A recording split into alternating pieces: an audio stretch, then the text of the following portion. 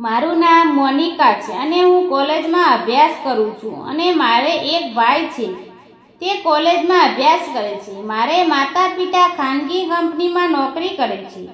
મારું શરીર એકદમ પાતળું અને સુંદર હોવાના કારણે મારી કોલેજ અને મહોલ્લામાં ઘણા બધા લોકો મારી મજાક ઉડાવતા હતા, પણ હું કોઈને પરેશાન કરતી ન હતી.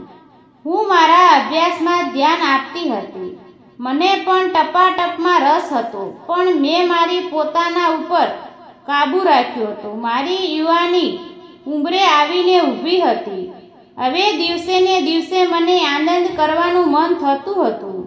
હું મારા કંપાસમાં મારા હાથની આંગળી મૂકીને મારું કામ કરતી હતી. મારા બધા મિત્રોને પોતાને બોયફ્રેન્ડ હતા, પરંતુ મેં કોઈને સાથે દોસ્તી કરી ન હતી, જેનું પરિણામ આજે હું ભોગવી રહી હતી.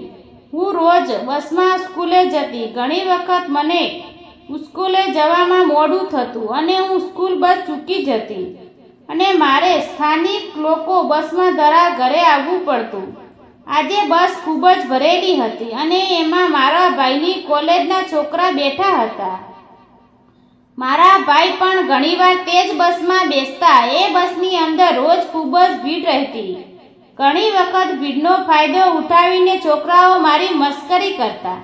મને એના આનંદ આપતો. મેં ક્યારે પણ તેને વિરોધ ન કર્યો. હું જાણી જોઈને કોલેજના છોકરાઓની વચ્ચે ઊભી રહી જતી. છોકરાઓ મને ચીડાવતા હોવાથી ઘણી વખત હું તેની ઉપર પાણી ફેંકતી. એક દિવસ મેં મારા મિત્ર પાસેથી ટપાટપ વિશેનું ઊંધું બુક જોયું. તેને છુપાવીને મારી સ્કૂલમાં લઈ ગઈ. તેની અંદર સરસ મજાનો ચિત્રો હતા. તે જોઈ મજા આવી ગઈ. આજે હું મારી બસ ચૂકી ગઈ, કારણ કે સ્કૂલ પૂરી થયા પછી મારે પ્રેક્ટિકલ પ્રયોગ કરવાનો હતો. મેં લોકલ બસમાં જવાનો વિચાર કર્યો. મને ખુજલી થઈ રહી હતી. મને એક સુંદર મજાનો વિચાર આવ્યો અને હું વોશરૂમમાં ગઈ.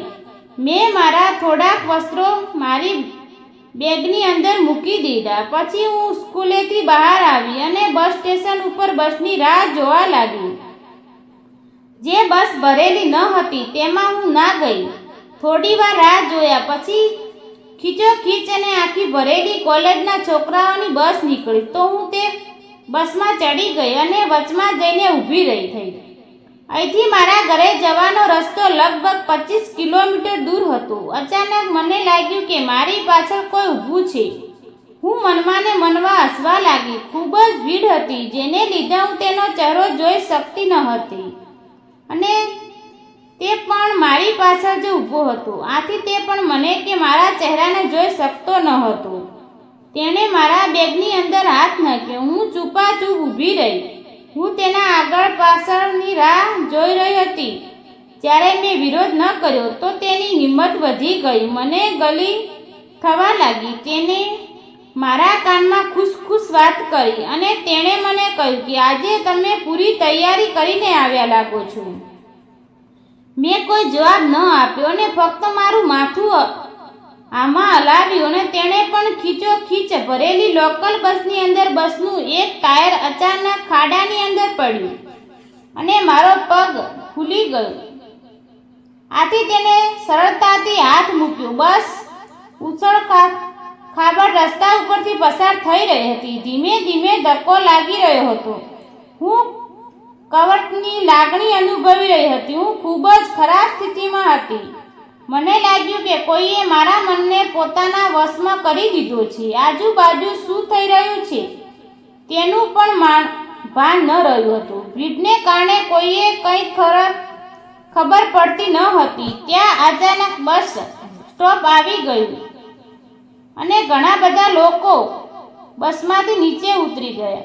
હું ગભરાઈ ગઈ અને એક બાજુ ઊભી રહી. તેણે પણ પોતાનો થેલો પેક કરી લીધો અને આજુબાજુ ઊભા રહ્યા. હવે આગળના સ્ટોપ પર મારે ઉતરવાનું હતું. હું દરવાજો પાસે જઈને ઊભી રહી. જ્યારે મેં પાછા ફરીને જોયું તો મારો ચહેરો ચોંકી ઉઠ્યો, કારણ કે તે છોકરો બીજો કોઈ જ નહીં પણ મારો સાવકો ભાઈ હતો. તે પણ મને જોઈને હેરાન થઈ ગયો અને તે ચૂપાચૂપ બસમાં પાછા દરવાજેથી નીચે ઉતર્યો. હું પણ બાજુના દરવાજેથી નીચે આવી અમે બંને નીચે આવ્યા. અમારા બંનેની હાલત એવી હતી કે કાપો તો લોહી પણ ના નીકળે. મારું હૃદય જોર જોરથી ધડકાવા લાગ્યું. હે રામ, હવે શું થશે? હું ઘરે કેવી રીતે જઈશ? હું તેની સાથે મારી આંખો કેવી રીતે મેળવીશ? જ્યારે તે પૂછે છે કે આ બધું શું હતું, તો શા માટે લોકલ બસમાં આવી, તો હું શું જવાબ આપીશ? હું વિચાર કરતી કરતી ધીરે ધીરે ઘર તરફ ચાલવા લાગી. હું ખૂબ જ અસ્તવ્યસ્ત થઈ ગઈ. મને ખૂબ જ ખરાબ લાગ્યું કે મારા ભાઈ સાથે આ શું કર્યું. હવે તે શું વિચારતો હશે? એ ભગવાન, હવે શું કરું? મારા માતા પિતા બંને નોકરી કરે છે, તેથી અમારા બંને પાસે ઘરની ડુપ્લિકેટ ચાવી હતી. જ્યારે હું ઘરે પહોંચી તો હું દરવાજો ખોલીને ઘરમાં પ્રવેશી. મારો ભાઈ ઘરે નહોતો. તે કપડાં બદલીને તેના મિત્રને મળવા જતો રહ્યો હતો. મેં રાહતનો શ્વાસ લીધો. મારા રૂમમાં ગઈ અને મારા કપડાં બદલવા લાગી. હું અરીસા સામે તે જ ઊભી રહી હતી.